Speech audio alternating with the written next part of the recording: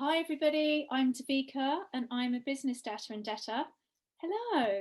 God, it's so nice to be here with you all. And it's amazing that we can all connect. I keep saying that, I'm not a fan of Zoom, but actually, what it kind of affords us is a more international presence. So I feel really, really grateful to be here. And my story is very quickly that I came into DA initially in about 2001, I'd say 2001, 2002. And it was a really long time ago. The fellowship was really young in the UK. And I think I'll safely say, without offending anybody, no one really knew what we were doing. We all knew that we wanted some help. We all knew that we had a problem, but we didn't actually know how to go about resolving it. I say that because very few people had done the steps at that point. And there was almost something kind of mystical about the idea of doing the steps. Like, we all really wanted to do it. We tried to kind of work in like some kind of like step study, but it was very much a case of kind of, doing things at the same time. So there was no real kind of strength, experience and hope at the time. But we all attended meetings. Meetings were really well attended. And so it's amazing to see the fellowship grow. My home group before COVID used to be on a Monday morning, and sometimes up to 80 people would attend that meeting. So it was amazing. And I remember at one point, it must have been, I don't know, maybe like 10 years into it, I remember we did invite a speaker from New York who had started GA in New York to come and do a workshop with us for one day. And that was in UA. And that was like the kind of first real kind of connection that we had with kind of outside groups, and the sense of it growing. Something I do a lot is sponsorship, and it's something I've done throughout my journey this time around in BDA. And that's something that's been really important for me. It's also been a really important part of my service and process as part of my step 9 and continuing step 9 to myself and others. I came in, I was incredibly selfish. I wanted to get well and get out. I didn't want to spend time. I didn't want to learn. I didn't want to recover. I just wanted to get on with it. And that hasn't been my experience, fortunately. Years later, I'm still here. There have been a few slips and slides, but I'm back. And I did a step 9 about 3 years ago. And no, 2 years ago, I think. And it's probably been one of the most profound step 9s that I've done in recovery. I've been in recovery from my primary fellowship for quite a long time. I'm not massively old, so it's been for more than half of my life, and so that feels significant. I feel like I've kind of grown into it, and actually money has come from my family, and it's something that I've had to revert back to. It's something I need to stay conscious about.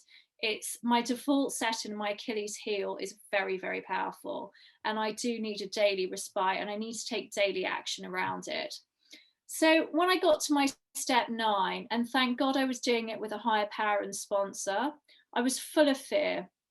I'd made my list, and I was terrified about whether my amends were going to be direct or indirect. The other thing that I'd never done on a step 9 before in previous fellowships was put myself on it. So it was really self-piteous to put yourself on your step 9.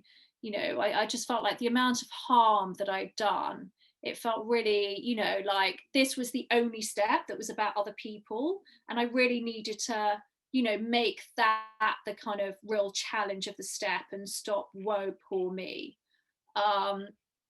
Even though I'm not inclined to woe poor me. But I felt like I was constantly in the pity pot around my money. So this time around, I trusted my sponsor, and he said, put yourself on the list. And it was really clear this time. I'd done a step 9 before. I'd gone through lots of kind of indirect amends.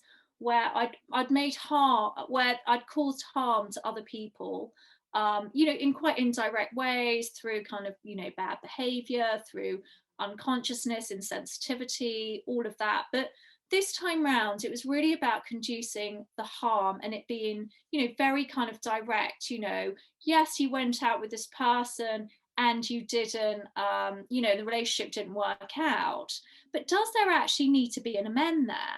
You know, what was the actual harm done? And I found I don't know. I feel like there's harm done all the time. I walk around with an inordinate sense of guilt, shame, and I just want someone to witness it to get rid of it, like it's a hot potato. It's like I don't want to hold it, and I don't want to feel that way, and I'm really happy to do whatever a process is to get rid of it. And that wasn't the point of step 9. It was really clear about, you know, what was the actual harm done? What do you actually need to do to repair this? And it was, what was really interesting was most of my step 9s this time round were around work. They were mostly work related. The ones I'd done before were really relationship related, and there were a few relationships, but mainly work, and things that I'd done in work, through my under earning, through my resentment, through, you know, all the kind of pettiness, through the kind of 4, 6, and 7 that had come up that were unresolved. Um, so being kind of really clear about that felt really freeing. There was also financial amends, things that I didn't want to look at, things that I was terrified of, things, you know, where I'd managed to kind of save a small pot of money and I just thought, oh my God, that's now going to be you know, I'm now going to have to give that up as part of my step 9 and I don't want to. And a lot of the willingness was around taking the action.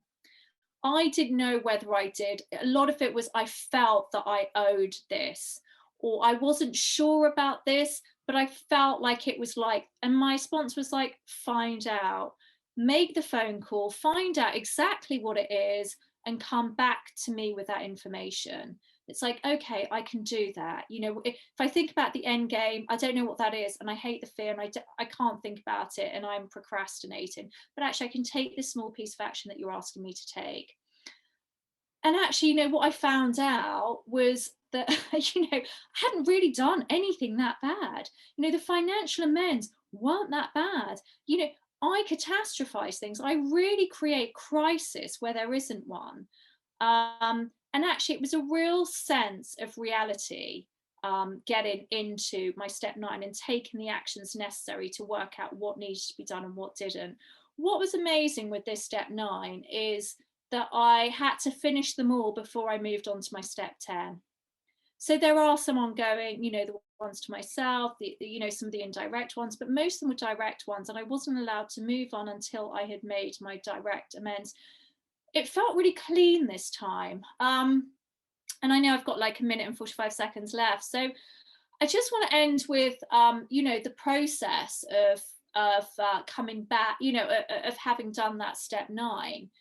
And something really profound and really spiritual happened to me. You know, I'd put myself on the list, and I realized that I'd spent so much time, so much energy proving myself. You know, I'd graduated from the best school probably in the world.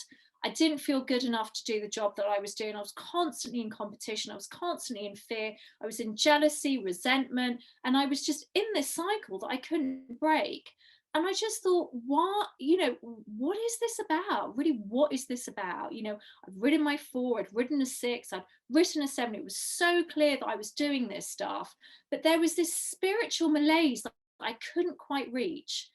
And in my 9, I reached it, and it was like this sense of proving myself. And there was a sense of it being around my father, who was a really high achiever, who's highly successful and wanting to be in competition, and you're having a really complicated relationship with him and wanting to kind of do better in some way. My father's dead.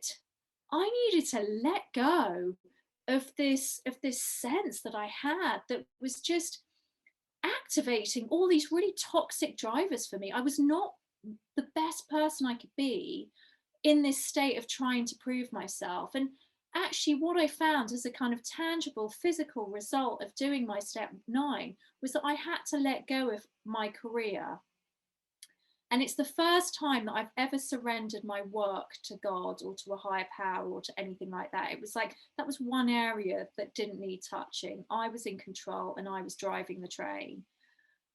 And since then, I know my time's up. Since then, you know, I've basically had work flowing in, and my spiritual work has been about receiving.